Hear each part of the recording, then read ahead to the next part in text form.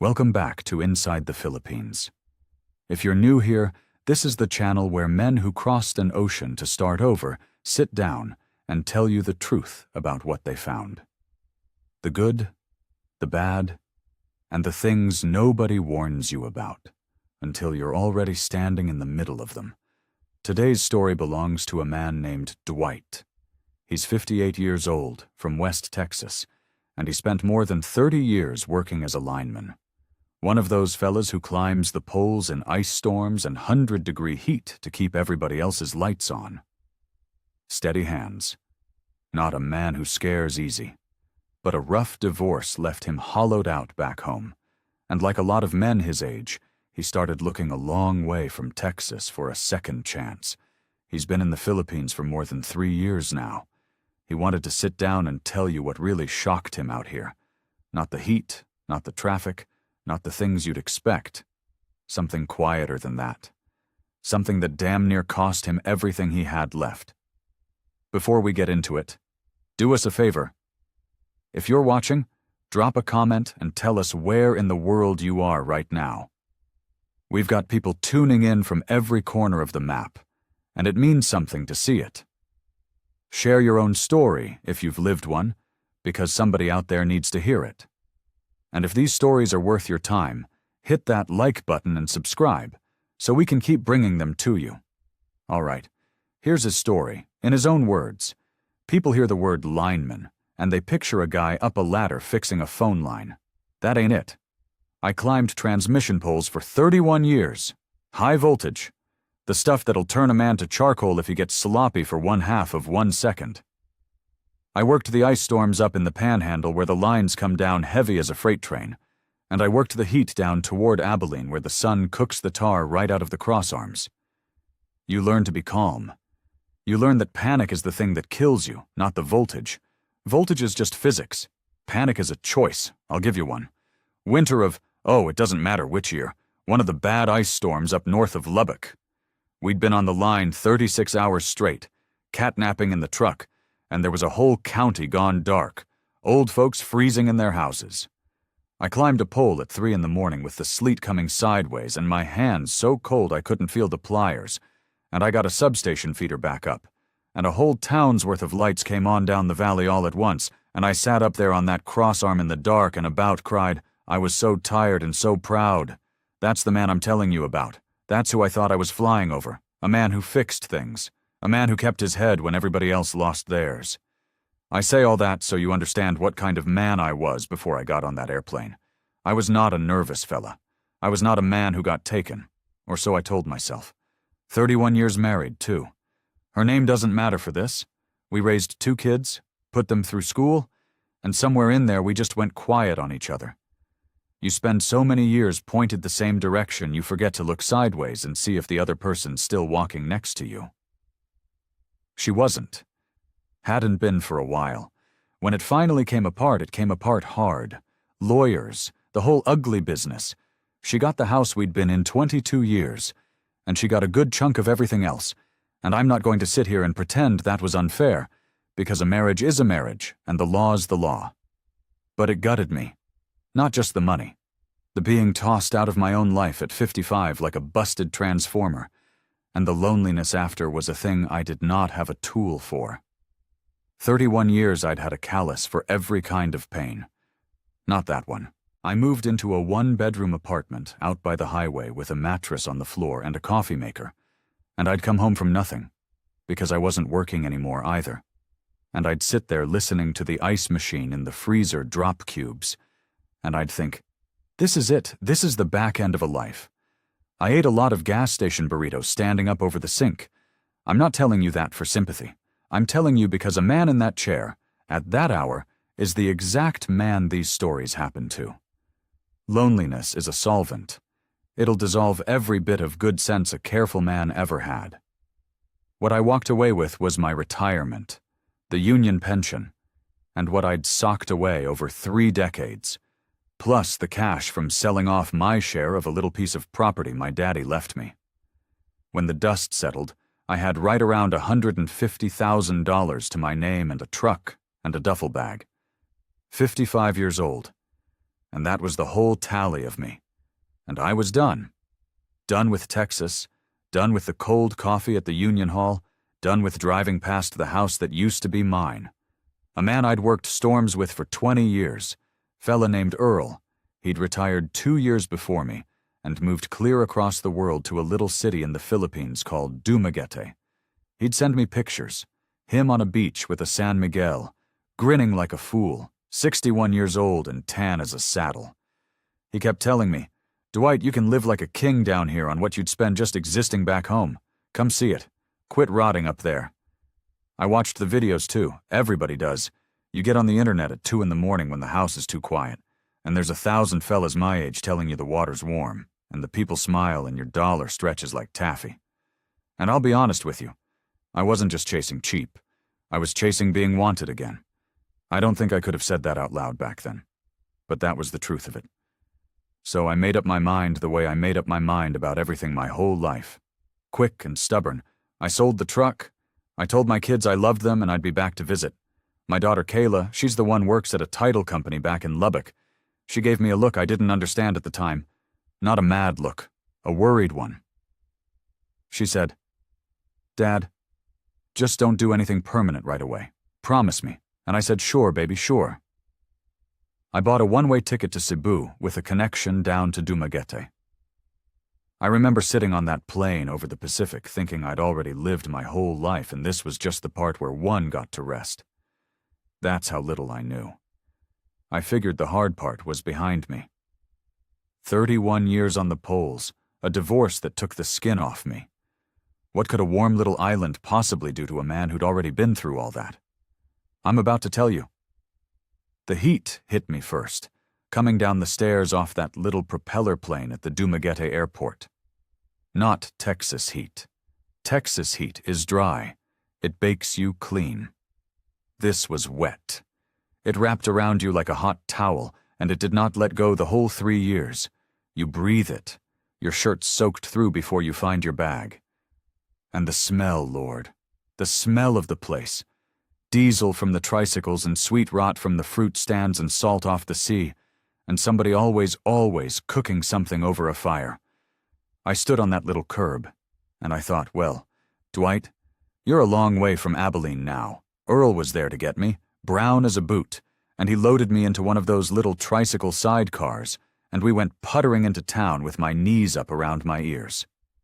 That first ride is the thing that shocked me at the start, and it was a good shock. Kids on bicycles, whole families, mom and dad and 3 little ones, all stacked on one motorbike, nobody in a hurry, everybody waving. Roosters just walking down the middle of the road like they paid taxes. And the people, they'd catch you looking and they'd smile. This open, easy smile, no edge to it at all. Back home, a stranger looks at you like you might be trouble. Here they looked at me like I might be a friend they hadn't met yet.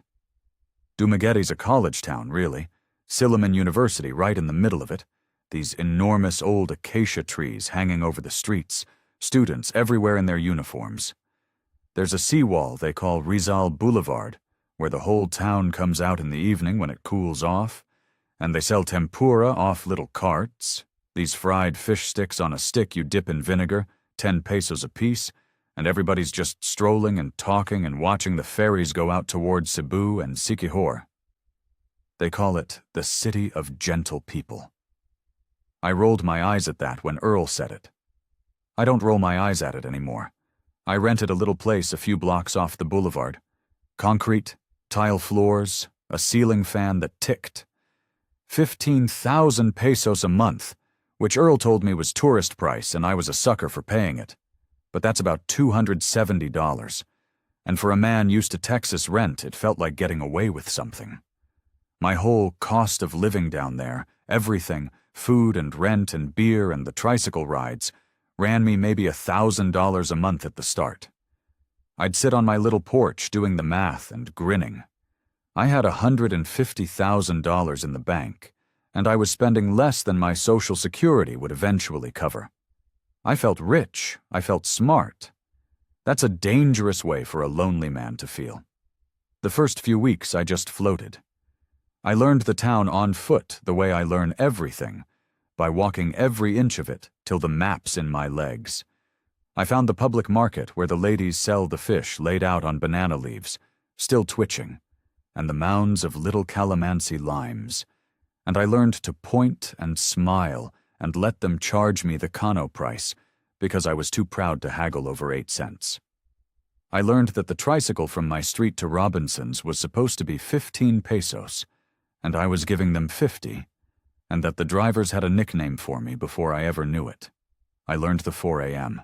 Rooster is not a myth, it's a whole orchestra, and that around 5 the church bells start, and around 6 the neighbor fires up the karaoke machine and murders a Whitney Houston song, and you either learn to love it or you go home. I loved it. God help me. I loved all of it. Earl showed me around, introduced me to the expat crowd, which is its own strange animal. You've got the happy ones, and you've got the bitter ones, and the bitter ones will talk your ear off at the bar about the wife who cleaned them out or the visa that fell through, and I'd nod and think, well, that's them. That won't be me. I'm careful. I'm a careful man.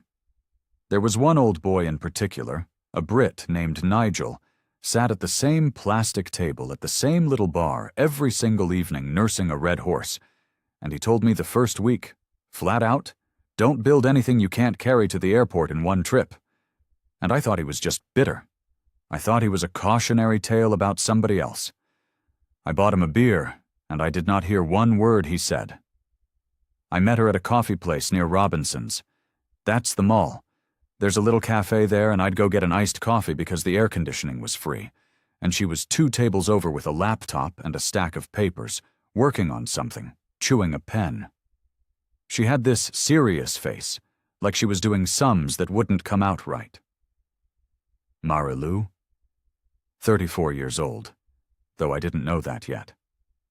She worked the front desk and did the books for a little dive resort down the coast in Dawa, where the foreigners come to see the sea turtles and the coral. Her English was easy and quick because she dealt with tourists all day. I dropped my coffee.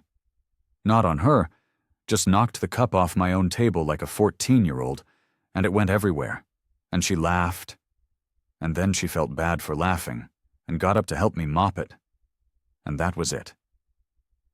That was the whole beginning of it. A grown man of 55 who'd walked live wires in a lightning storm, knocking his own coffee over because a woman with a serious face looked up and smiled at him. We talked for 2 hours. She wasn't flirting, is the thing. She wasn't laying it on. She talked about the resort, about how the manager was Swiss and cheap, about her family up in the hills, about how she wanted to save up and maybe go to Manila someday and work for a big hotel. She had ambitions. She had a job she showed up to. When I offered to buy her another coffee, she said no, she had to get back to Darwin, and she paid for her own. I remember that. She paid for her own coffee and left, and I sat there feeling like the sun had gone behind a cloud.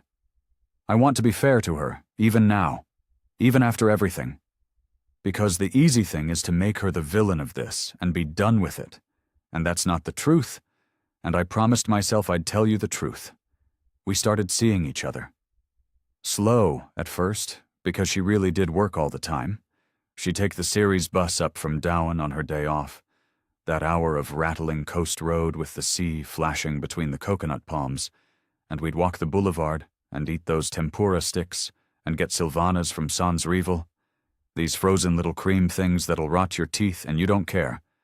One time she took me on the ferry over to Siquijor, which the Filipinos will tell you is the island of witches and healers, all serious about it.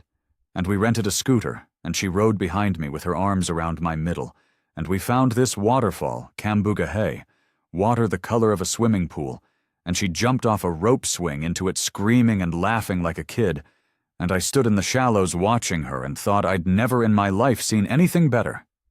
I hadn't held anybody's hand in about a decade. I'm not ashamed to say it about knocked me over. She'd correct my Tagalog and my Visayan, because down there they mostly speak Bisaya, not Tagalog, and I couldn't keep them straight to save my life. She taught me to say, Maayong buntag, good morning, and guapo, handsome, and she'd point at me and say, Guapo, and then laugh so hard she'd have to sit down, because I am a sunburned old lineman with a neck like a fence post, and there is not one thing guapo about me. That was our joke the whole 3 years. It's funny, the things you keep. I don't remember the big speeches. I remember her calling me handsome as an insult, and both of us dying over it at a plastic table on the seawall. And here's what made it feel real, feel different from all those bar stories. She never asked me for a thing. Months, and not a peso. When I tried to slip her cab money, she'd get almost offended. She had her own money, her own work, her own plans. She'd correct my Tagalog and laugh at how bad it was. Salamat, I'd say, thank you. And she'd say, no, you sound like a water buffalo. And we'd both about fall over. I thought, this is it. This is the one they warn you about that isn't what they warn you about. This is just a good woman who happens to live on the other side of the world. About 4 months in, she took me up to meet her family, and that's really where the story turns, though I didn't feel it turning. You never do. It's like standing on a pole in a wind you don't notice is picking up. Her people lived up in the hills, back behind Valencia, up where it gets a little cooler and the road turns to busted concrete and then to red mud. You can't get a car up there. You take a hobble, which is just a fellow on a motorcycle who'll carry you, and a sack of rice and a chicken all at the same time, up these switchbacks that had my knuckles white. Coconut palms, corn on the steep parts, a carabao tied up in the shade. And their house. A nipa hut with a concrete bottom half. Somebody had run out of money to finish. Tin roof, a naked bulb, chickens under the floor. 6, 7 people living in it. Marilu's mother, they call her Nanay Feli. This tiny woman with a face like a walnut and hands that never stopped moving. A brother, Nonoy, early 20s, all elbows and grin. Little cousins everywhere. A grandmother in the corner who I never once saw stand up. And they treated me like a king, that's the word for it. They killed a chicken they could not spare and made me the guest of honor. And Nanay Feli kept spooning more rice on my plate and saying, Kayon, eat, eat. And they wanted to know everything about Texas. And the little ones touched the hair on my arms because it was so light. Nonoy, the brother, walked me all around the little plot, proud as anything, showing me the coconut trees and the corn on the steep part, and a scrawny fighting cock he kept tied under the house that he swore was going to make the family rich at the cockpit on Sundays. There was a basketball hoop nailed to a coconut palm.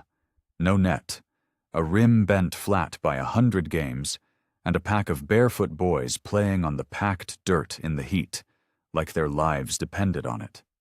The grandmother in the corner, I never learned her name. Everybody just called her Lola. She took my big, rough hand in both her little ones and pressed it to her forehead, which is a thing they do here for their elders. They call it mano, a blessing, and I about lost it right there. I sat on a plastic stool in that half-finished house, sweating through my shirt, being fed by people who had almost nothing, and I felt something crack open in my chest that had been welded shut for years. That's the part nobody tells you about. It wasn't a trap that snapped on me. It was a warmth I walked into on my own 2 feet, glad to be walking. The first time money came into it, it came the way water comes into a boat. Slow, and from a direction you're not watching. It was maybe 5 months in. Marilu called me one night and she was crying, which she never did, and it took her a while to even get it out. Nanay Feli had collapsed. They'd gotten her down the mountain on the back of the hobble, an hour of that, a 60-some-year-old woman with her chest hurting, and they had her at the hospital in Dumaguete, but the hospital there, you have to understand, they don't do a thing until somebody pays. There's no billing you later. You put money down or your mama sits in the hallway. The deposit and the tests and the medicine came to about 80,000 pesos. That's a little over $1,400. Now, $1,400! To me that was nothing. That was a good pair of work boots and a tank of gas back home. And this woman had fed me chicken she couldn't afford and called me anak, which means her child, her son. What kind of man sits on $150,000 and lets the woman who called him son sit in a hallway with her heart giving out? I went down there that same night. The hospital in Dumaguete, the provincial one, is not what you're picturing if you're picturing a hospital. The hallways were hot and crowded, and folks were laid out on gurneys waiting, family members fanning them with folded cardboard, and there's a window like a movie theater box office where you pay before anybody so much as takes a temperature. Marilu was there already, gray in the face, and Nana Feli was on a bench because there wasn't a room yet, one hand pressed to her chest, and she saw me come through that door, this old Kano huffing in, and she started to cry and reached for me. I paid it. Of course I paid it. I went to the mercury drug for the medicines they hand you a list for, you buy your own, and then to the cashier's window myself. I didn't even hand it to Marilu. I paid it direct because some careful little voice in the back of my head, the lineman's voice, the one that keeps you alive, it said, "Pay the hospital, not the girl, and I want you to hear me." It was the right thing to do. If that had been the end of it, I'd tell you it was the best $1,400 I ever spent. Nana Feli lived. She's alive today. It was a real heart, a real hospital, a real bill. But here's the thing about that first one. It teaches everybody the shape of things. It teaches them that when it gets bad, Dwight pays. And it teaches Dwight that paying feels good, that it makes the crying stop and the smiling start. And there is not a lonely man alive who doesn't get a little addicted to being the one who makes the crying stop. They wanted to pay me back, is the funny thing. Nana Feli was ashamed. There's a thing here they call utang na loob, a debt of the inside, a debt of gratitude, and it's real, and it runs deep, and she felt it hard. She sent me down a whole sack of mangoes and a jar of something, and she wouldn't hear no. So it never felt like taking. It felt like family. That's the honest truth of how it works. And if a man tells you it felt like a scam at the time, he's lying or he's dumb, and I was neither. It felt like love. It mostly was love. That's what makes it so hard to see the other thing moving underneath. After the hospital, the money never fully turned off again. It just went from a flood to a faucet you forget is dripping. It started with the monthly. Marilu didn't ask exactly. She just mentioned, casual, that she sent her mama a little something every month out of her resort pay, and that with the medicine now, Nana Feli being on the heart pills for the rest of her life, it was stretching her thin. So I said, let me cover the mama money. Just the mama money. 15,000 pesos a month, about $270. Nothing. Less than I'd spent on cable TV back home. Then it was the medicine got more expensive. Then it was one of the little cousins needed the enrollment fee for school. And school here isn't free the way people think. There's the uniform and the shoes and the projects and the fees. And it's only a few thousand pesos. But it's a few thousand pesos every time you turn around. Then the tin roof leaked through the rains, and they were putting buckets out. And what's a man going to do? Let the grandmother sleep in the wet? 20,000 pesos for the roof. $360. I started keeping a little notebook. That's the lineman in me, the man who checks his numbers. And when I actually added it up after the first year, and change, all the little drips, I'd sent something like 270,000 pesos up that mountain over the months. Right around $5,000, spread so thin across so many little kindnesses that I'd never once felt it leave. $5,000 is a lot of leaks in a roof. Then Nonoy, the brother, wanted a motorcycle. And this one I actually thought was smart, God help me. He was a good kid, and there's real money in being a hobble-hobble driver up in those hills, hauling people and goods up where cars can't go. A motorcycle was a livelihood. It was, in Marilu's words, an investment, and she used that word, and I liked that word because it made me feel like a businessman instead of a soft touch. 85,000 pesos for a decent used one, about $1,500. And then Nana Feli could sell snacks and load and soda out the front of the house if we just put in a little sari-sari store, just a window and some shelves and some starting stock, 55,000 pesos, right around $1,000, and then the family would have income. See, they'd be self-sufficient, and I could stop the monthly. You hear it. I can hear it now, saying it to you. Every single one of those was going to be the thing that made them self-sufficient so I could stop. And every single one of them made them need me a little more, not a little less. And there were the fiestas, which I hadn't budgeted for, because how do you budget for a thing you don't know exists? Every barangay's got its patron saint, and once a year the whole place throws a party for that saint that would embarrass a Texas wedding. They cook for days, a lechon, a whole pig on a bamboo pole over coals, its skin going the color of a new penny, and the visitors come from all the other barangays, and the family that's hosting has to feed every last one of them or lose face for a year. And guess who? Once he's the kano attached to the family, is expected to be the one who quietly makes sure there's enough for the lechon and the rice and the tandwe rum and the tuba, the coconut wine, for all the uncles. Nobody hands you a bill. That's the thing you've got to understand about how it works here. Nobody ever hands you a bill. It's just understood, in a look, in a silence, that the kano will take care of it, and to not take care of it is to shame the woman you love in front of her whole world, so you take care of it. And it feels, in the moment, with the music going and the kids dancing and Nane Feli beaming at you, like the finest money you ever spent. It only adds up later, alone, with the notebook. I remember one night, maybe 18 months in, Earl and me were having a San Miguel on the boulevard, and he asked me straight, "How much you into that family for now, Dwight?" And I laughed it off and changed the subject, and he let me, because that's what expats do for each other. They let you change the subject. But the reason I changed it is I didn't actually know. I'd stopped adding it up. That's the most dangerous thing I can tell you. There came a point where I stopped keeping the numbers because I didn't want to see them, and a lineman who stops checking his numbers is a lineman who's going to fall. There were warning signs. I'm not going to pretend there weren't and act the innocent. There was an ex-husband, for one. It came up exactly once, early, when I asked her straight if she'd been married, because I'm old-fashioned and I wanted to know. She said yes. Young, a seaman named Ariel. He'd shipped out on a container line and basically never come back. Hadn't seen him in years. It was finished. Finished, she said. And I, being a divorced man myself, being a fella who understood a marriage can be over long before the paperwork, I nodded and let it lie. Finished. I heard finished. I did not hear the word she never actually said, which was divorced, and there's a reason she never said it. And I'll get to that.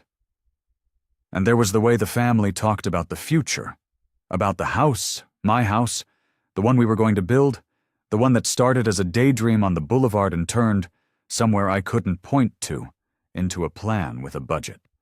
The house is where the shocking part starts. The part one came on here to tell you about. Because up until then I was just a lonely fool spending money on people he loved. And that's a story as old as men, and it's half my own fault and I own it. But the house is where I ran into a wall that this whole country is built on. A wall that I, in 31 years of being a careful man, had never once thought to check for. And it about took my head off. We were going to build up in the hills, near her family, on a piece of the family land. That was always the plan. A real house, concrete, a proper roof, 2 bedrooms, a kitchen with a counter, a place for Nane Feli to grow old in, and for me and Marilu to grow old in together. She'd draw it on napkins. I'd add a porch. It was the happiest I'd been in years, drawing houses on napkins at a coffee shop with a woman who laughed at my Tagalog. We priced it out proper. I even did it the way I'd have done a job back home. Went to the hardware store, the big one in town, Ace and the local ones on the National Road, and priced cement by the bag and rebar by the length and galvanized sheet by the meter, and I about fell over at what it costs to get materials up that mountain, because the price of the cement is one thing, and the price of paying a fella to ride it up that mud road 1 bag at a time on a motorbike is another thing again. A build like that, up there, came to about 2.5 million pesos all in, $45,000, near enough. And I sat with that number a good long while at the kitchen table with my notebook, because 45,000 out of 150 is not nothing. That's a real bite. That's near a third of everything I had in the world, everything I had left after 31 years and a divorce. But I talked myself into it the way you talk yourself into anything you want bad enough. I told myself, a house is an asset. A house is the smart kind of spending. This isn't a leaky roof I'll never see again. This is a home with my sweat in it. I'll have something to show for it. A man's got to have something to show for it. That word, asset, hold on to that word, because that's the exact word my daughter Kayla used, $3,000 into the foundation, when she asked me the one question that saved my life. Whose name is on it, Dad? We broke ground about 2 years in. And listen, I didn't hand over $45,000 in a suitcase. I'm not a complete idiot. I did it the way I'd manage any job, in tranches, by the face. First tranche was to clear the land and dig and pour the foundation and buy the first load of block and rebar and cement. 500,000 pesos. About $9,000. I gave it to Marilu to give to her uncle because it was the uncle, a fella named Ramon down in Manila, who was handling the permits and the paperwork for the land, and who knew the local contractor. That should have been the first real cold spot on the pole. The uncle in Manila. The paperwork I never saw. But I was up on the mountain the day they poured that foundation, and there were kids everywhere, and Nane Feli was crying happy, and somebody had a boom box, and they'd killed a pig, a whole lechon turning on a spit, and Marilu put her head on my shoulder and said, "Our home," and I looked at that gray slab curing in the sun with my money in it, and I felt like I'd finally built something instead of just climbing other people's poles. The first crack was small. It usually is. It was a cousin, one of the older ones, a little drunk on Red Horse at the foundation party, and he said something to me, friendly, about how good it was that the Cano was building on Tito Ramon's land, that Tito Ramon would take good care of it. Tito Ramon's land. And I said, "You mean the family's land?" And he got a funny look, the saving face look, the one where a problem's just been spotted and everybody's about to pretend it wasn't. And he said, "Yes, yes, family, family," and got up to get another beer and didn't come back. I let it go that night. It's the saving face thing. And I'd been in the country long enough by then to feel it, but not long enough to understand what it costs you. Here, a problem doesn't get spoken out loud if speaking it would embarrass somebody. It just gets folded up and set on a shelf, and everybody smiles around it. Back home, if a fellow on the crew saw a bad splice, he'd holler it across the yard and we'd fix it, and nobody'd think twice. Here, hollering about the bad splice shames the man who made it, so the splice stays bad, and it stays bad until it burns the whole thing down. I hadn't learned yet that a smile can be a door somebody's holding shut. But it sat in me. Tito Ramon's land. Not Marilu's, not Nanay Feli's. The uncle in Manila I'd never met, the one holding all the paper, the one my $9,000 had just been handed to. And late that night, up in the hut, with everybody asleep and the fighting cock muttering under the floor on that terrible, slow internet, I did the thing I should have done before I ever bought the first bag of cement. 2 years too late. I typed into the search bar, "Can a foreigner own land in the Philippines?" You probably already know what came back. You're smarter than I was.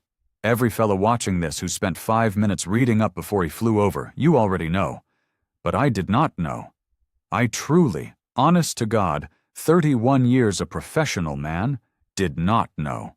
A foreigner cannot own land in the Philippines. Cannot. Not a square foot of it. Doesn't matter if you paid for every grain of sand. Doesn't matter if you're married to her. The Constitution says land belongs to Filipinos, and that's the end of the discussion. I could build a 2.5 million peso house with my own money on that mountain, and I would own exactly none of it. Not the house, because the house goes with the land. Nothing. I'd be a man who'd bought a very expensive present for whoever's name was on the title. And I did not know whose name was on the title. I'd handed $9,000 to an uncle in Manila for a piece of paper I had never once laid eyes on. That's when I called Kayla. It was morning in Texas. I hadn't told her the half of what I'd been spending, and I could hear her getting quiet on the line, that same worried quiet from the airport 2 years before, as I laid it out. And my daughter, who spends her whole working life at a title company pulling deeds and running down who really owns what, she didn't yell at me. She just went into work mode, which was somehow worse. She said, "Okay, Dad? Okay, send me a photo of the title. The actual title. Not a tax paper, not a receipt. The title. And find out, and don't you tell them why you're asking, find out if that woman is actually divorced. Because there's no divorce there, Dad. I looked it up when you first went over. There's no such thing." I sat in the dark in that hut, and I felt, for the first time since the airport, the old feeling from up on the poles, the one right before something goes wrong. Not panic, I told you panic's a choice, but the cold, clear knowing that the wind had been picking up for 2 years, and I'd been calling it a breeze. It took Kayla about 3 weeks to take my whole life apart, gentle, from 6,000 miles away. I've got to tell you about my daughter for a second, because she's the hero of this if anybody is, and she never once said I told you so, which she'd earned the right to. She's 31, and she's spent 10 years at a title company, which, if you don't know, is the outfit that makes sure that when you buy a house in America, the person selling it actually owns it, that there's no lien on it, no dead uncle with a claim, no fraud in the chain. She looks at who really owns what for a living. It's the exact skill this whole mess needed, and it was sitting there in my own family the entire time, in the daughter who looked at me worried at the airport and said, "Don't do anything permanent, Dad," and whose worry I had patted on the head like she was still 9 years old. The people who love you back home see it coming. They can't say it in a way you'll hear, because you're an ocean away and drunk on being wanted, but they see it. If you take one thing from an old fool, take that. Call the people who knew you before. Those 3 weeks she'd call me at odd hours, whatever lined up between her evening and my morning, and it was always work mode Kayla, calm, methodical, one thing at a time. Send me this. Ask her that. Don't tip them off. It was like being talked down a pole by somebody on the radio. Hand here, foot there. Don't look down, don't panic. Panic's a choice. The land came first. I did what she said. I asked Marilu, casual as I could make it, if I could see the title. Said I wanted to frame a copy, sentimental, our home. And she said, sure, and then it was the uncle had it in Manila, and then it was the uncle was traveling, and then there was a copy at the house. And what she finally brought me weeks later was a photograph on her phone of a document. I sent it to Kayla. Kayla called me the next morning her time. "Dad," she said, "that's not a title.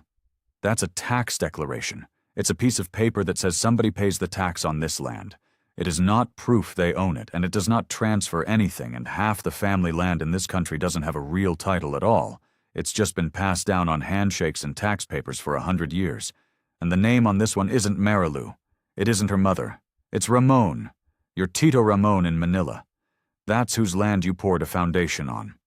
And Dad, even if it were her name, even if it were the cleanest title in the province, you still couldn't own it. You knew that part now, right?" One knew it now. About $9,000 too late, I knew it now. Then, the other thing. The worst thing. Kayla, being Kayla, hadn't stopped at the land. She'd gotten me to get her the full name, the province, the town Marilu was from, and she'd spent her evenings after work, my own daughter, digging through what you can dig through from Texas, the ways a title researcher knows how to dig, and she'd found enough. There'd been an annulment case filed. Years back. Marilu versus the seaman, Ariel. Filed. That was the word she used. Filed. Not finished. Because an annulment in this country, the only way there is to end a marriage since they've got no divorce, it costs 3, 4, 500,000 pesos, and it takes years in the courts. And most people who file it just run out of money. And it stops. And they stay married. Legally married. Forever. Or until they scrape up the rest. Marilu was still married to Ariel the seaman. Had been the whole time. Finished, she'd told me. And maybe in her heart it was finished. I'll even believe that. But in the eyes of the law and the church of a country that is 85% Catholic, and does not recognize divorce, she was another man's wife. which meant the thing we'd been drawing on napkins, the marriage, the settling down, the 13A visa I'd been told would let me stay for good, the whole future. It was not just unlikely, it was against the law. If I'd married her, I'd have committed bigamy in the eyes of the state, and so would she, and it's a crime here, a real one. I want to tell you I confronted her like a strong man. I didn't, not really. I drove down to Darwin, to the resort, and I waited till she was off, and I laid the photo of the tax declaration on the table, and I asked her whose name that was. And she told me the truth, finally, because there was nothing left to do but tell it. It was the uncle's. And I asked about Ariel, was the annulment done? And she went very still, the stillest I ever saw her, and she said no. It was too much money. It was never done. And then she cried. And here's the part one still can't sort out. 3 years on. It didn't feel like a con crying. It felt like a woman who'd let something get away from her, who'd started with a real fondness for a kind older man, and let the family and the need and the hope pile it up and up until she was standing on top of a lie so tall she couldn't see down off it anymore. She said she was going to tell me. She said she loved me, and that the annulment, we could finish it together. It was only another 500,000 pesos, another $9,000, and then it would all be real. And she wasn't wrong that it would have been real. She was just asking me to pay off her marriage to another man, so I could start one with her on land I could never own. And she said it like it was a solution, like it was good news. Here's the fix, Dwight. It's only $9,000 more and a couple of years in a Cebu courtroom. And then the family. That's the part that told me it was really over, more than the tears did. Word went up the mountain fast, the way it does, and when I went up one last time, the warmth was gone. Not turned to anger that I could have handled. Turned to that smooth, closed, saving-face politeness. Everybody smiling, nobody meeting my eye. Nane Feli suddenly too busy in the back to sit with me. They'd all known. That's what the closed faces told me. The uncle, the annulment, the whole shape of it, they'd all known the whole time, and the not saying was the thing they'd all agreed on. And now that I knew too, the only thing left to do was smile me back down the mountain like a guest who'd stayed too long. Discart, they call it, being resourceful, making a way out of no way, and it's a thing they admire, and I understood in that closed-up house that I had been, from a certain angle, somebody's discart. A power line the family had tapped into, and the current only runs one way on a line like that. That's the moment. That's what really shocked me about the Philippines, and it wasn't the heat, or the roosters, or any of the postcard stuff. It was standing in a resort in Darwin with the dive tanks lined up behind me, realizing that everything I thought I was building, the house, the marriage, the visa, the whole second life, was resting on legal ground that did not exist and never had. Not because one woman lied to me, because I never once bothered to learn the rules of the country I'd moved to. I'd have checked the load rating on a pole before I trusted my weight to it every single time for 31 years. And I'd hung my entire life on this without ever once asking whose name was on the paper. Let me give you the tally, because I'm a man who keeps his numbers, and because numbers don't cry and they don't blame you and they don't lie. The hospital, that first one, 80,000 pesos. The mama money and the medicine and the roof and the school fees, all the drips over all the months, right around 270,000. The Sari store, 55,000. Nonoy's motorcycle, 85,000. All the fiestas and birthdays and the pasalubong you're expected to bring, and the boulevard dinners, another 60,000 at least. And the foundation, the big one. 500,000 pesos poured into a slab of concrete on a mountain that belonged to a man in Manila I never met. Add it up, and it comes to a little over 1,000,000 pesos. Call it $19,000, all told, across better than 2 years. Gone. Not coming back. On a hacienda country mountainside, there's a house foundation with my money in it that I will never sleep a single night inside of. Now, $18,000. I know some of you are doing your own math and thinking, well, hell, Dwight, that's not the horror story we came for. Plenty of these fellas lose everything. And you're right. And that's the whole point of me sitting here. Because of my $150,000, I had better than 130 left. It hurt. It hurt like hell, and it shamed me worse than it hurt. But it did not ruin me. And the only reason it stopped at 18 instead of at everything is that the next tranche on that house was going to be 700,000 pesos, and the one after that another handful, and the annulment was another $500,000 on top. And I had my checkbook literally out on the table when my daughter, 3,000 miles away, asked me one question about a name on a piece of paper. I stopped. That's the thing I'm proudest of in this whole sorry business. And it's a low bar, but there it is. I stopped. I didn't pour the second tranche. I didn't pay for the annulment. I didn't marry her. I let the house sit half-built on another man's land, and I walked down off that mountain, and it was the loneliest walk of my life. I didn't do it ugly. I want to say that. I didn't call her a whore and burn it all down, because it wasn't that clean. And she wasn't only that. And I'm not only a fool. I kept paying Nane Feli's heart medicine for a while after. Quiet, because the woman had called me son, and a heart doesn't care about a title. I still send a little at Christmas. Some of you'll think that's weak. I think it's the one part of the whole thing I got right, because it was the one part that was never a transaction to begin with. Where I am now, 3 years and change in, is I'm still here, in Dumaguete. That surprises people. They figure a man gets burned like that, he runs home. But home's a house another man lives in now, back in a state I was done with. Here I've got the boulevard, and the tempura carts, and the ferries, and a handful of expat fellas, the happy kind, not the bitter kind. And I finally figured out the difference between the two is just whether they learned the rules before or after the country taught them the hard way. My days now are small, and they're good. I get my coffee at the same place. Not the one where I met her, a different one. I'm not a saint. I read.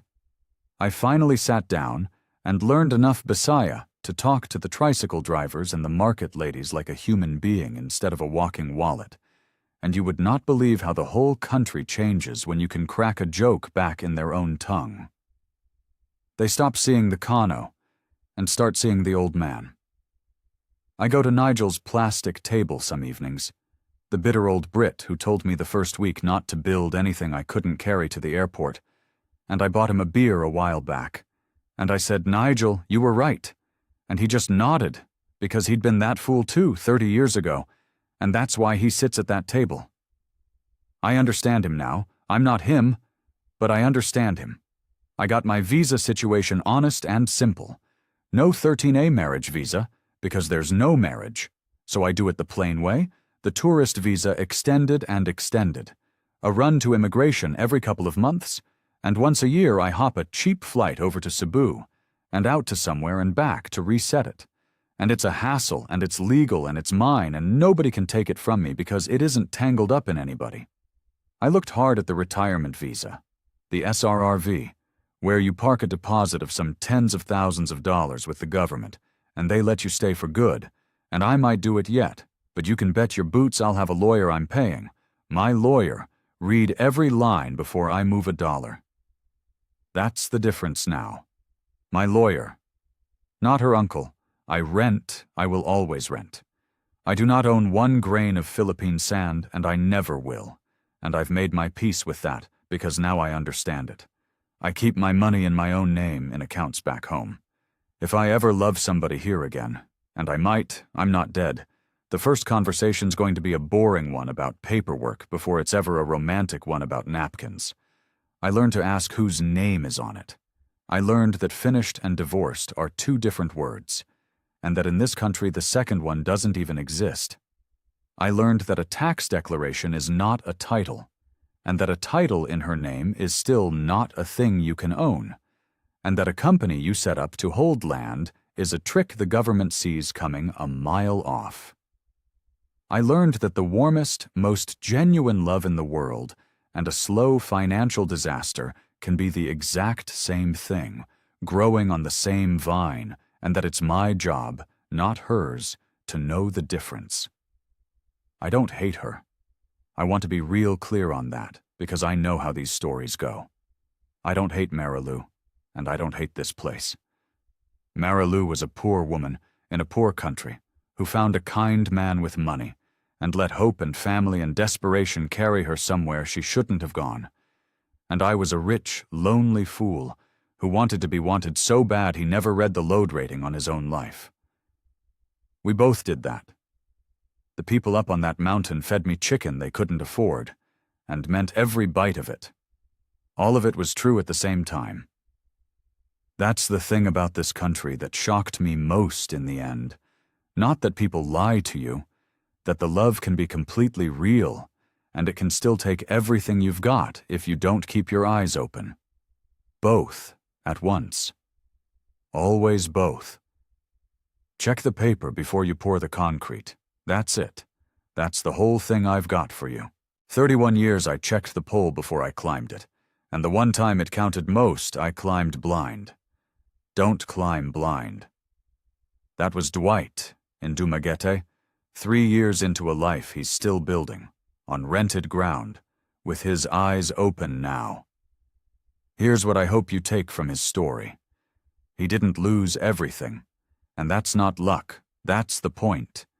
He lost enough to learn, and he got out with enough to live, and the hinge the whole thing turned on was one plain question that he asked too late, but not, thank God, too late to matter.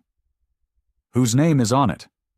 In a country where a foreigner cannot own land, and a marriage can quietly refuse to end, that question is worth more than all the love in the world, and Dwight will be the first to tell you the love was real. Both things, at the same time.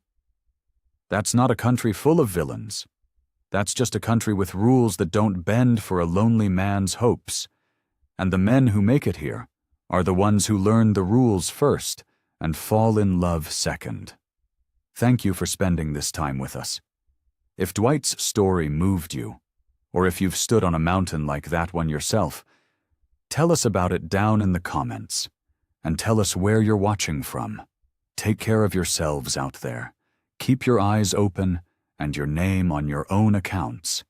And we'll see you next time, right here on Inside the Philippines.